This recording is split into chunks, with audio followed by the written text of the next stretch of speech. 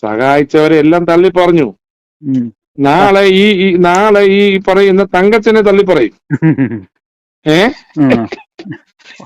മനസ്സിലായില്ലയോ? ഇവരുടെ കരുണ കൊണ്ടാണ് തങ്കച്ചൻ ജീവിക്കുന്നത്. ഇവരിങ്ങനെ പോകുമ്പോ, ചാനലിൽ പോകുമ്പോ ഇവർക്ക് ഇന്റർവ്യൂ നിയമം, ഓൺലൈൻ മാധ്യമങ്ങൾ പൈസ കൊടുക്കും. താജു ചേട്ടൻ രണ്ടും കൽപ്പിച്ചിട്ടാണ്. അതായത് കുറെ സാമ്പത്തികമായിട്ട് പിന്നാലെ നടന്നിട്ട് കാല് പിടിച്ചോർന്ന് ചോദിച്ചിട്ടുണ്ട് അത്രേ. ആള് കൊടുത്തിട്ടില്ല. കാരണം എന്താ വെച്ചിട്ടുണ്ടെങ്കിൽ ഇവരുടെ സ്വഭാവം ആദ്യം തന്നെ ആൾക്ക് മനസ്സിലായി എന്നുള്ളതാണ്. അതൊന്നും കൂടാതെ തങ്കച്ചൻ ചേട്ടൻ നല്ല രീതിയിൽ ബാക്ക് ചെയ്ത് നല്ല കുത്തുകുത്തി ആ വീടിന് വേണ്ടിയിട്ട് അഹോരാത്രം അഹോരാത്രം പണിയെടുത്തൊരു മനുഷ്യനാണ് താജു ചേട്ടൻ. വീടിന്റെ നമ്പറിന് വേണ്ടിയിട്ടാണെന്നുണ്ടെങ്കിലും ഓരോ കാര്യങ്ങൾക്ക് വേണ്ടിയിട്ടാണെങ്കിലും, ഇപ്പൊ വീട്ടിൽ കറണ്ട് പോയാലും മോട്ടോർ പോയാലും ഒക്കെ താജു ചേട്ടനെ വിളിക്കും. താജു ചേട്ടനാണ് വിളിച്ച് സെറ്റാക്കിയിരുന്നത്. അതേ താജു ചേട്ടനോട് പറയാ, നല്ല വൃത്തികേടാ പറഞ്ഞത്, തന്തയ്ക്ക് പോലും രേണു വിളിച്ചു, ഇനി ഒന്നും പുറത്തു വിടാതിരിക്കുന്നില്ല, ഒക്കെ ഞാൻ പുറത്തു വിടാണ് എന്ന് പറഞ്ഞുകൊണ്ട് താജു ചേട്ടൻ അങ്ങോട്ട് ഇറങ്ങിയിട്ടുണ്ട്.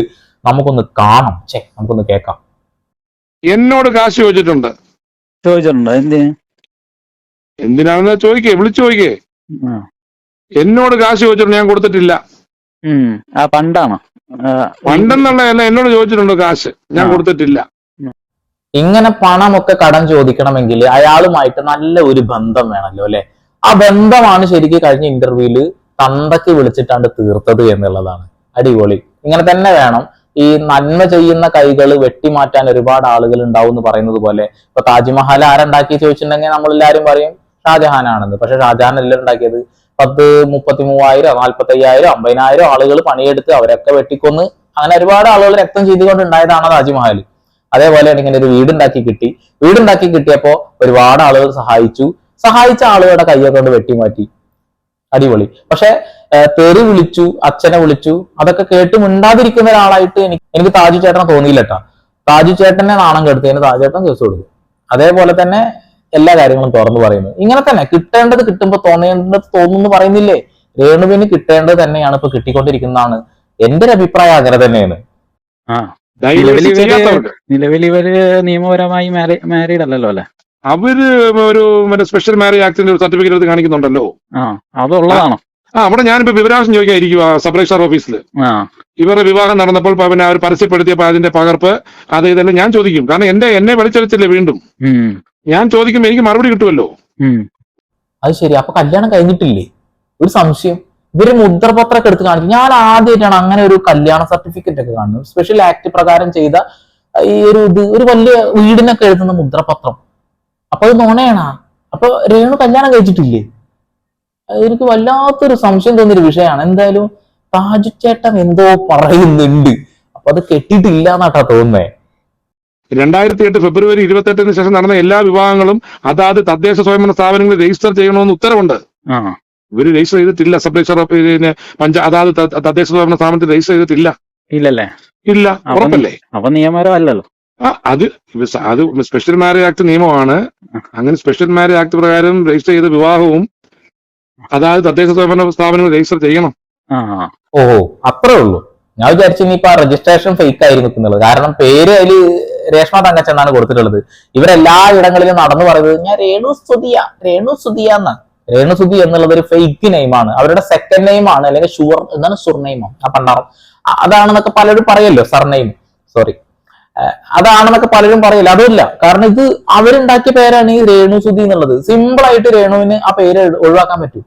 അടുത്തൊരു വിവാഹം കഴിച്ചിട്ടുണ്ടെങ്കിൽ രേഷ്മ തങ്കച്ചൻ കട്ട് ചെയ്ത് വേറെ ആളെ പേര് വെക്കുക. അവിടെ രേണു മറ്റൊരാളെ പേര് വെക്കേണ്ട കാര്യമുണ്ടെന്ന് എനിക്ക് തോന്നുന്നില്ല. അവരുടെ താല്പര്യമായിട്ട് എന്ത് പേര് വെക്കുക എന്നുള്ളത്. പക്ഷെ ലീഗലി ആധാർ കാർഡിലുള്ള നെയിമായ നമുക്ക് സ്വീകരിക്കാൻ കഴിയുള്ളൂ.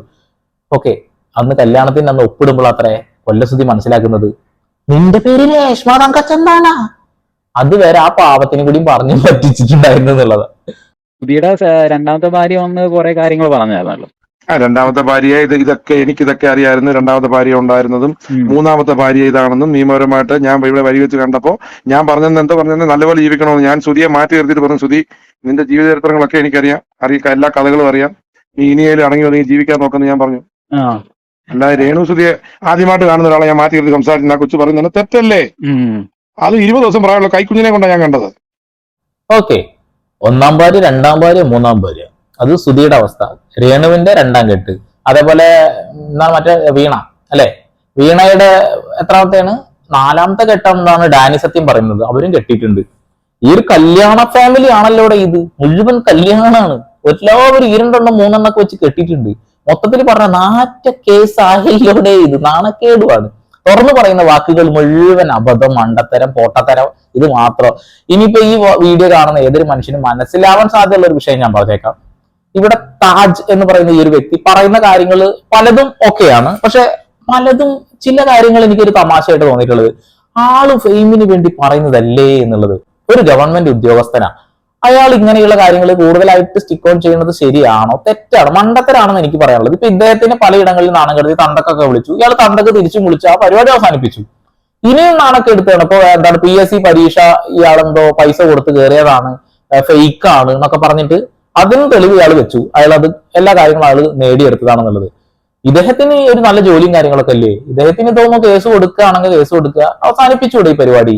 കുറെ ദിവസമായിട്ട് മടുക്കുന്നുണ്ട്, സത്യം പറഞ്ഞാൽ മടുക്കുന്നുണ്ട്. പക്ഷെ വേറെ ഒരു വിഷയവും കേറുന്നില്ല എന്നുള്ളതാണ്. അങ്ങ് കേറുന്നില്ല, ആർക്കും വേണ്ട. കമന്റ് ഇടാൻ വന്നിട്ടും ആളുകൾ വന്നിട്ട് തെറി വിളിക്കുകയാണ്. പക്ഷെ എന്ത് പറയാനാടോ, ഈ വിഷയം അല്ലാതെ വേറെ എന്തെങ്കിലും ഒരു വിഷയം നിങ്ങൾ കേൾക്കുവോ? കേൾക്കണില്ല. അതുകൊണ്ട് പറയാ, മോന്റെ കാര്യം ഞാൻ പറഞ്ഞു, പണ്ടോടും പറഞ്ഞു പറഞ്ഞാൽ മോന്റെ കാര്യം എന്നോട് പറഞ്ഞിട്ടാണ് ഞാൻ അറിഞ്ഞേ. അത് ഞാൻ വെളിപ്പെടുത്താൻ ആഗ്രഹിക്കുന്നില്ല. ആ പയ്യനെ വൈദ്യുതി വലിച്ചെടുക്കേണ്ട ആവശ്യം എനിക്കില്ല.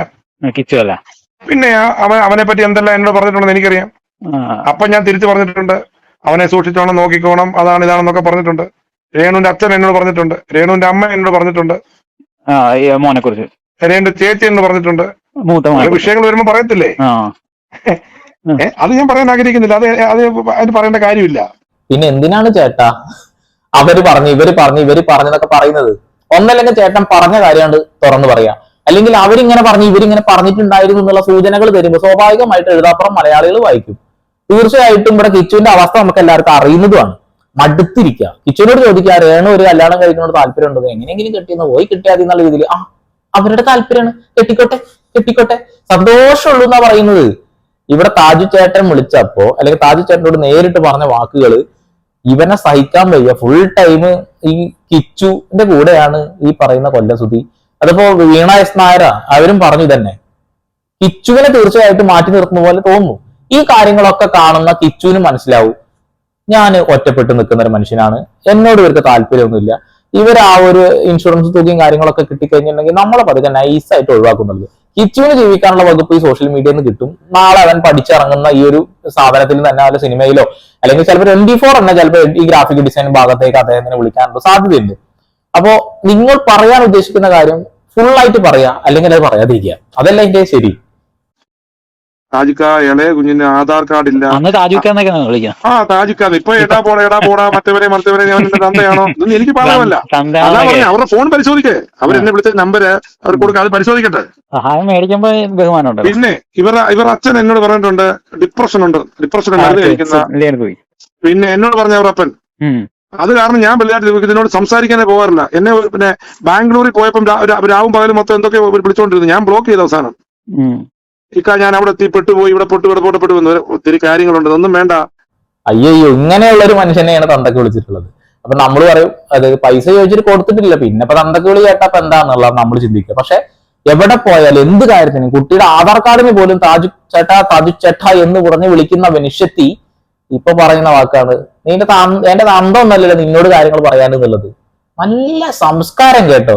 പല ആളുകളും ഒരു കമന്റ് ഇടുന്നുണ്ട്, ആ കമന്റ് ഞാൻ ഇവിടെ പറയുന്നില്ല, സംസ്കാരവുമായി ബന്ധപ്പെടുത്തിക്കൊണ്ട് രണസുനയെ കുറിച്ച് പറയുന്നത്, അത് പറഞ്ഞ കുറച്ച് മോശമായി പോകും. ഈ പറയുന്ന കൊല്ലം സുധിയുടെ ഫോണിലേക്ക് മരിക്കുന്ന ദിവസങ്ങളിൽ എത്ര കോള് പോയിട്ടുണ്ടെന്ന് നോക്ക്. രാവും പകലും രാത്രിയിലൊക്കെ തുരുതുര വിളിച്ചോണ്ടിരുന്നു. അന്വേഷിക്ക്, നിങ്ങൾ അന്വേഷിക്കേ, ആരായിരിക്കും വിളിച്ചത് അന്വേഷിക്ക്. തുരുതുര വിളിച്ചോണ്ട് ഇന്ന് വന്നേ പറ്റത്തുള്ളൂ, രാത്രി വന്നേ പറ്റത്തുള്ളൂ വിളിച്ചോണ്ടിരുന്നപ്പം അവരവിടെ കിടന്ന് ഉറങ്ങേണ്ടതായിരുന്നു, ഡ്രൈവർ ഉൾപ്പെടെ. അവരെ റൂമിൽ കിടന്ന് ഉറങ്ങിയിരുന്നെങ്കിൽ രാവിലെ വന്നിരുന്നേ മതി, അപകടം ഉണ്ടാകത്തില്ലായിരുന്നു, ഉറപ്പായിരുന്നു. അടിപൊളി. ഇത് പുതിയൊരു കാര്യം കൂടി വരുന്നു. അതായത് കൊല്ലസുധി മരിക്കേണ്ടവനായിരുന്നില്ല. ആ ഒരു പ്രോഗ്രാം കഴിഞ്ഞ് അദ്ദേഹം കിടന്നുറങ്ങിയിരുന്നുവെങ്കിൽ, കാറിലോ ഹോട്ടലിലോ സ്റ്റേ ചെയ്തിരുന്നുവെങ്കിൽ ആള് മരിക്കില്ലായിരുന്നു. ഇതിപ്പോ നമ്മൾ ബട്ടർഫ്ലൈ എഫക്ട് എന്നൊക്കെ പറയുന്ന പോലത്തെ സംഭവമാണ്, അതവിടെ നിൽക്കട്ടെ. എന്നാൽ പോലും ഭാര്യ രേണു നിരന്തരം ഫോണിൽ വിളിച്ച് ഇപ്പൊ തന്നെ വരണം എന്ന് ശല്യം ചെയ്തതിന്റെ ഭാഗമായിട്ട് നിർബന്ധിതനായിട്ട് വന്നതും അപകടത്തിൽപ്പെട്ട് മരിച്ചതുമാണെന്നാ പറയുന്നത്. അടിപൊളി. അപ്പൊ ഒരു കാലന്റെ ഒരു പ്രവൃത്തി കൂടി അവിടെ നടന്നിട്ടുണ്ട് എന്നുള്ളതാണ്. കൊള്ളാം. ഇതൊക്കെ കൂട്ടി വായിക്കുമ്പോ നിങ്ങൾക്ക് എന്താ തോന്നുന്നത്? ഇതൊക്കെ നിമിത്തവും വിധിയായിട്ടാണോ തോന്നുന്നേ? കൊല്ലം സുധി ഇത്രമാത്രം ഫേമസ് ആയിട്ടില്ല എന്ന് തന്നെ ഞാൻ പറയാം. ഈ ഒരു സ്ത്രീ തന്നെയാണ് ഫേമസ് ആയിട്ടുള്ളത്. അയാളുടെ മരണം കൊണ്ട് ഇവര് വലിയ രീതിയിൽ ഫേമസ് ആയി. ഒരാളെ മരണം കൊണ്ട് ഒരാൾ വിശുദ്ധനും പവിത്രനും പവിത്രനും ആവുന്നില്ല എന്ന് പറഞ്ഞതും ശരിയാണ്. ഒരുപാട് ആളുകൾ കട വാങ്ങിയിട്ട് കൂട്ടിയിട്ടുണ്ട്, 3 വിവാഹം കഴിച്ചിട്ടുണ്ട്, കള്ളുകൂടിയനായിരുന്നു, അങ്ങനെ പല കാര്യങ്ങളും ഇപ്പൊ പുറത്തേക്ക് വരുന്നുണ്ട്. കൊള്ളാം. അപ്പൊ രേണുവിന്റെ ആ ഒരു ഫോൺ കോൾ കാരണമാണ് ആള് മരിച്ചു എന്നാണ് പറയുന്നത്. ദൂരെ വിളിച്ചോളൂ. ഇപ്പൊ ഞാൻ പ്രോഗ്രാം പോകുമ്പോൾ എന്റെ ഭാര്യ എന്നെ വിളിച്ചോളൂ, ഇന്ന് തന്നെ വരണം, രാത്രി തന്നെ വരണം. എന്റെ ഭാര്യ എന്റെ കാര്യം പറയുന്നത്. എന്നെ വിളിച്ചോണ്ടിരുന്ന ഞാൻ ചിലപ്പോൾ അലട്ടി രാത്രി തന്നെ ഞാൻ വരാൻ ശ്രമിക്കും. എന്റെ ഭാര്യ എന്ന് പറയുന്നത് എവിടെയും ദൂരെ പ്രോഗ്രാം വേണമെങ്കിൽ പിന്നെ റൂം എടുത്ത് കിടന്ന് ഉറങ്ങിയിട്ട് രാവിലെ വരാൻ പറയും എന്റെ ഭാര്യ പറയുന്നോട്. അദ്ദേഹം പറഞ്ഞത് കറക്റ്റാണ്. ഇപ്പൊ നമ്മൾ എവിടെയെങ്കിലും ജോലി പോവാന്ന് വിചാരിക്കുക. അപ്പൊ രാത്രി ഏറെ വൈകി കഴിഞ്ഞാൽ നമ്മളെ വീട്ടിൽ ഇപ്പൊ അമ്മ പറയും അടന്ന അവിടെ നിന്ന് പിറ്റേ ദിവസം രാവിലെ വന്നാൽ മതി. ഇനി ഭാര്യയാണെങ്കിലും പറയാ അത് തന്നെ. സ്നേഹമുള്ള ഭാര്യമാരത് പറഞ്ഞിരിക്കും. ഇവിടെ എന്താണ് സ്നേഹം എന്ന് എനിക്ക് മനസ്സിലാവുന്നില്ല. കാരണം എന്താ വെച്ചിട്ടുണ്ടെങ്കിൽ ആത്മാവിനെ കാണാതായി, ആത്മാവ് പൊടിയും തട്ടിപ്പോയി. കുറെ ദിവസം എന്റെ അടുത്തുണ്ടായിരുന്നു, ഇപ്പൊ ഓർമ്മ പോലും ഇല്ല, സ്വപ്നം പോലും കാണാറില്ല. പതുക്കെ നൈസായിട്ടാണ് തട്ടി ഒഴിവാക്കി. ഒരു വിവാഹം കഴിക്കാൻ താല്പര്യം ഉണ്ടോ ചോദിക്കുമ്പോ താല്പര്യക്കുറവൊന്നുമില്ല, പക്ഷെ നിങ്ങൾ എല്ലാവരും എന്നെ കൊല്ലില്ല, നിങ്ങൾ എന്തെങ്കിലും പറയില്ലേ എന്നുള്ള ഒരു സാധനമാണ് അവർക്ക് തോന്നുന്നത്. അങ്ങനെ തോന്നേണ്ട എന്ത് കാര്യമാണ്? നാട്ടുകാർക്ക് എന്തെങ്കിലും തോന്നുന്നു കരുതിയിട്ടാണ് നിങ്ങൾ ഓരോ പൊട്ടത്തരങ്ങൾ വിളിച്ചു പറഞ്ഞത്, കോപ്രായത്തരങ്ങൾ കാണിക്കുന്നത്? അല്ലല്ലോ, നിങ്ങൾ എന്താ വെച്ചാൽ കാണിക്ക്. അപ്പോ ഈ ഒരു മരണത്തിന്റെ പിന്നിലും രണസൂന കൊള്ളാം അല്ലെ. ഇനി ഞാൻ മുന്നോട്ടൊന്നും കൊണ്ടുപോകണില്ല, ഇത് ഇവിടെ അവസാനിപ്പിക്കുക. ഇനി ഈ കണ്ടന്റ് എടുക്കേണ്ടെന്ന് ആഗ്രഹമൊക്കെ ഉണ്ട്. എന്താ ചെയ്യാ? കിട്ടിയാ ചെയ്യാതിരിക്കാൻ പറ്റൂല. കാരണം ലക്ഷക്കണക്കിന് വ്യൂ അപ്പുറത്തുള്ള ആൾക്കാർക്ക് കിട്ടുമ്പോ ഞാൻ അങ്ങനെ നല്ല കാര്യങ്ങൾ ചെയ്തിട്ട് 1000-10,000 വ്യൂ വെച്ചിരിക്കണ്ടേ? നല്ലത് ചെയ്യുന്ന ആളുകൾക്ക് ഒരു തേങ്ങയും കിട്ടൂല. അതുകൊണ്ടാ എനിക്ക് ഇതിന് കിട്ടുന്ന കുറച്ച് പൈസ കൊണ്ട് കുറച്ച് ആളുകളെ കാലങ്ങളായിട്ട് ചെയ്യുന്ന ഒരു ചാരിറ്റി ഉണ്ട്, അത് നിർത്താതെ ചെയ്തുകൊണ്ടിരിക്കണം. അതിന് വേണ്ടിയിട്ട് ഇവിടെ ചെയ്തുകൊണ്ടേയിരിക്കും. വീണ്ടും വരെ പുതിയ വാർത്താവിശേഷങ്ങളുമായി അതിലേക്ക് സന്ദീപ് പോൾ സൈനിങ് ഓഫ്.